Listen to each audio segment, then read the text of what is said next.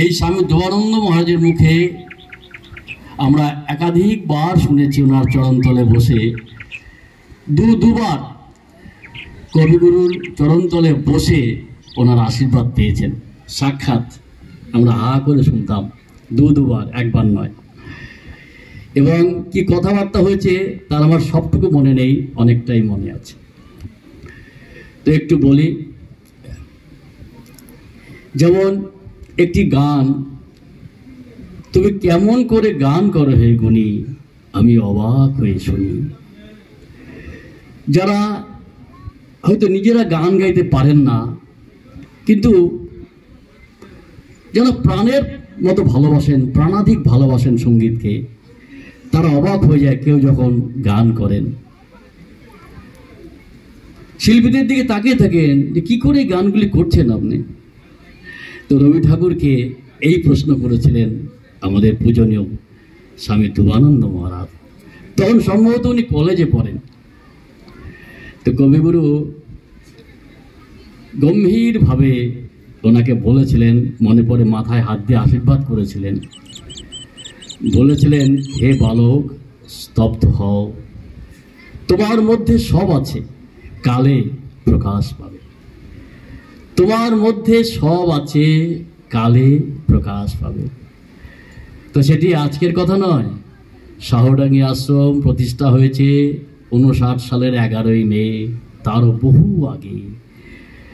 তা আমরা যারা একটু ভৌগোলিক খবর রাখি জানব, শাহ নদীর চড়া ডাঙ্গা ছিল শাহডাঙ্গি আশ্রম, কুশ ঘাসে ভরা। সেখানে এই তপবন আজ বেলুর মঠের একটি বিশেষ শাখা। আগামীকাল 10 তারিখ আপনাদের সবাইকে বলছি, আমি মাস্টারমশাইকে অনুরোধ করেছি যে আপনি ঘোষণাটি করে দেন। তো মহারাজ বলছেন না, আপনিই বলুন।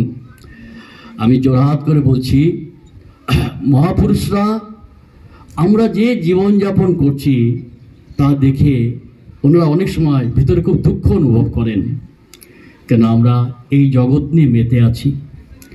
প্রকৃত যে জগৎ, আমাদের যে স্বরূপ, যা আমাদের আত্যন্তিক, যেখানে আমাদের অবস্থান করতে হবে, অর্থাৎ সেই আধ্যাত্মিক জগতে আমাদের স্বরূপে ফিরে যেতে হবে। সেখানে যাওয়াই জীবনের উদ্দেশ্য, যেটা কবিগুরুর রচনাবলীর পাতায় পাতায় বর্ণে বর্ণে রয়ে গেছে, যে ভগবানের সাথে আমাদের যে কি সম্পর্ক, এইটি ভালোভাবে বুঝে নেওয়া, অনুভব করা, যে তুমি কে আর আমি কে।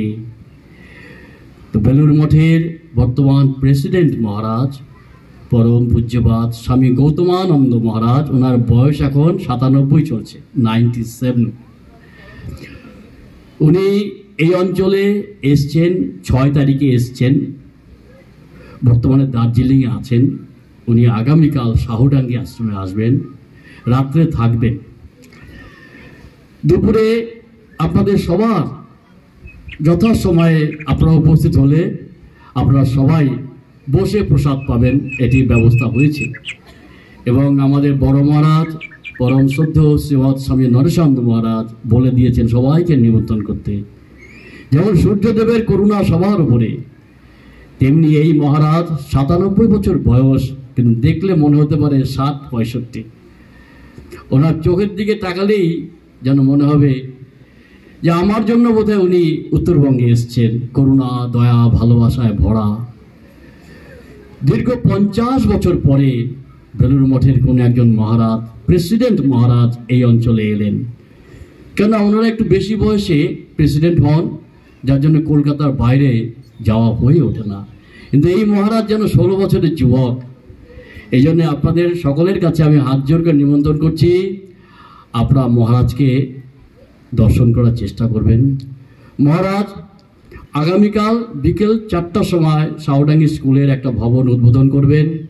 5টার সময় আশীর্বাদ দেবেন সবাইকে। আপনারা যদি একবার দর্শন করেন, আশা করি অনুভব করবেন যে একটা নতুন মানুষ দেখলাম, যে আমাদের ভিতরের যে স্বরূপ তাকে যেন দেখলাম সামনেখানে।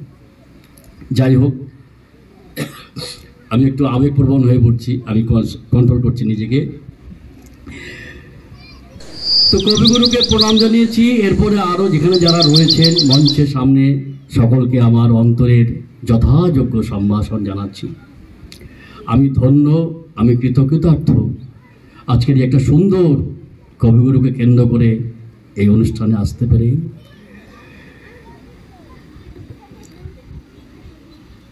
তো কবিগুরুর একটি কথা আমার এই মুহূর্তে মনে পড়ছে।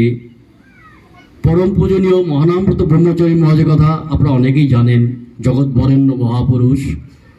ওনার শ্রীমদ্ ভগবত গীতার উপরে একটা বই আছে, আমি সেই বইটা পড়েছিলাম। তো ওনাকে একবার রবীন্দ্র ভারতীতে কবিগুরুর বাড়িতে, ওখানে কবিগুরুর অনুষ্ঠানে শতবর্ষে হবে সম্ভবত, মহারাজকে নিমন্ত্রণ করা হয়েছে কবিগুরু সম্বন্ধে কিছু আলোচনার জন্য। তো যারা আলোচনা করেছিলেন প্রায় সকলেই কবিগুরুর কোলে পিঠে মানুষ হওয়া যারা বক্তা ছিলেন, যেসব বক্তারা ছিলেন, সবার বক্তৃতার শেষে পরম পূজনীয় মহারাজকে বলছেন, এবার আপনি কিছু বলুন। সবাই অবাক হয়ে গেছেন যে এত বলা হলো, এত আলোচনা করা হলো, আর কি বলতে পারেন মহারাজ। সবাই হা করে তাকিয়ে আছে মহারাজের দিকে। তো মহারাজের যে বক্তব্যের যে বিষয়, টপিক, ওইটি বড় অদ্ভুত। বললেন, আমি কবিগুরুর সেই দিকটি নিয়ে আলোচনা করব যেদিকে সাহিত্যের একটা হালকা দিক, উপন্যাস, সেই উপন্যাসে মানুষের জীবনের চরম দর্শন যা উপনিষদে রয়েছে। অর্থাৎ উপনিষদ বলছেন রবি ঠাকুর, উপন্যাসের মধ্য দিয়ে উপনিষদ বলছেন। যেমন গোড়া খুব ভালো করে পড়লে ভিতরে দেখা যায় আমাদের কঠোপনিষদ, বৃহদারণ্যক উপনিষদ, ঈশোপনিষদের মন্ত্রগুলি ওর ভিতরে আছে। মহারাজ নির্দিষ্ট করে করে বলছেন যে এই যে যেটা বলছেন রবি ঠাকুর, এটা অমুক উপনিষদের অমুক জায়গায় আছেন। সবার দৃষ্টি খুলে গেল, এই হচ্ছেন কবিগুরু। যেটি বলেছেন বারবার যে উনি এইসব ছাপিয়ে অনেক দূরে, উনি দার্শনিক। আরেকটি কথা আমার খুব ভালো লেগেছে মাস্টারমশাইয়ের মুখে, যে সব কিছু আছে আমাদের, কিন্তু সেই বামা খাপা বলতেন আমার তিনটা মা, বড় মা, মেজ মা, ছোট মা। অদ্ভুত। নিজের গর্ভধারিণী মাকে বলতেন ছোট মা, দেশকে বলতেন মেজ মা, তারা আমাকে বলতেন বড় মা।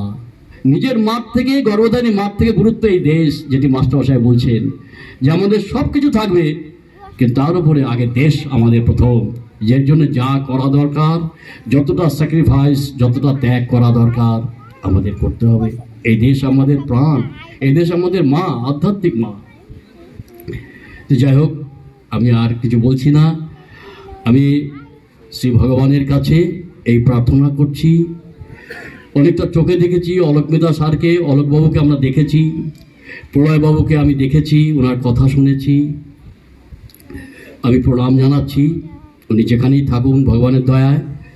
আর উপস্থিত যারা এই বিদ্যালয়ের জন্য বিন্দু বিন্দু রক্ত দিয়ে সাহায্য করেছেন, করছেন এবং করবেন, সবার জন্য ভগবানের কাছে প্রার্থনা করি যে এই স্কুলটি, শুধু এই স্কুল না, আমাদের সারদা তীর্থের যত আছে, আমাদের বড় হৃদয়ের জায়গা, শ্রদ্ধার জায়গা। ভগবানের কাছে প্রার্থনা করি আমাদের জীবনের যে মূল উদ্দেশ্য, সেই উদ্দেশ্যটি যেন এই বিদ্যালয়ের মধ্য দিয়ে সাধিত হয়। সকলকে আমার যথাযোগ্য নমস্কার, আবার প্রণাম রইল।